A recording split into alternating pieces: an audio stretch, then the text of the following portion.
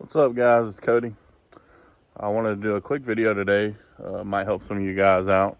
I'm doing a steering wheel conversion on my Deuce and a Half. I'm going from the 20-inch stock steering wheel to a 18-inch steering wheel off a 5-ton truck. It's a little bit smaller. So if you're a big guy like me and need a little extra room in the cab, it'll give you a little more belly space. But anyways, I couldn't find any videos about the steering wheel removal or this conversion. So follow me along as I try to figure it out. But I got these parts from Big Mike. Just Google it. He has tons of military parts, but I'll drop his link in the description below. So anyways, let me turn the camera around and show you all the difference in the steering wheels. So this is the steering wheel I got from Big Mike. It's new old stock in perfect condition. This is a stock steering wheel, obviously. Let me flip it around right here, you can see the difference. Max, what are you doing? But anyways, it's definitely smaller. You know, all I needed is about an inch. And so this will give me that inch. But I've read online, some guys say you can also relocate the steering column by drilling out some bolts. I believe they're talking about these bolts right around here. And you can actually slide the steering wheel up about 2 inches, re-drill the holes, and remount it. But we're going to try just replacing the steering wheel first and see if that gives me the extra room I need as a big guy. But anyways, let me hop up in here and start pulling this thing apart. So first step is going to be removing these 3 Phillips head screws. Pretty, self-explanatory.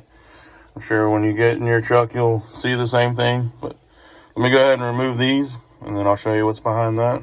So after removing the 3 Phillips head screws and just taking a flathead screwdriver, popping this out, this is what I got behind it. All I'm seeing is a spring. I'm guessing the spring makes contact with this metal plate back here when you press it down. And that's probably sending power to the horn. Alright guys, let me give you a rundown of what I did, what I figured out.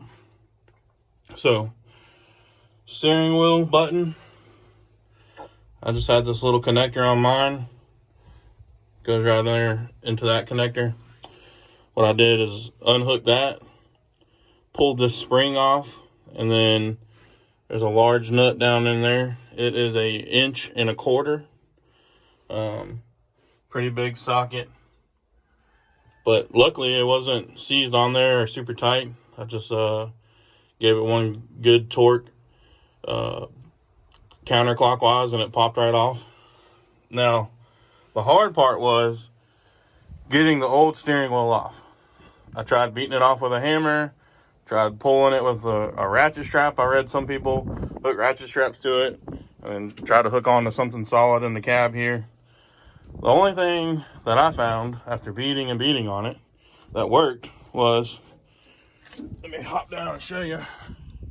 My grandfather, who lives next door to me, had this super big gear puller, and the teeth just go on the back side of the steering wheel, and I actually put a little square plate down in there so I wouldn't mess up the threads on the inside of the column where that steering wheel nut attaches. So the plate just went right on top. That way I could put all the pressure against that.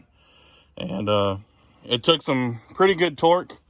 I just did, cranked it down slowly, putting torque on it. And every about 2 turns of the wrench, I'd stop and tap on the backside with a hammer.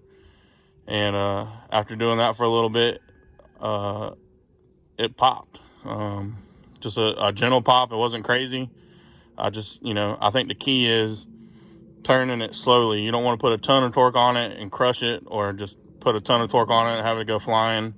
It just was 2 turns at a time and a couple taps, and then I got a gentle pop, and it pulled right off. But anyways, if you guys have been trying to figure out how to remove your old steering wheels, this is the do-it-yourself backyard jerry rig way. But it worked. I got my new 5-ton steering wheel on there. Gonna give me some extra room for my big boy belly. But anyways, hope this video helped you guys out. I will say, maybe next time I'd like to put maybe a rubber collet behind that, or a wood collet, because I when it started torquing down real tight, it did crack the back of the steering wheel a little bit. I'm not worried about it because the steering wheel is already heavily used and cracked in other places, and I'm just gonna throw it in the parts bin, maybe use it on a rat rod, hot rod one day.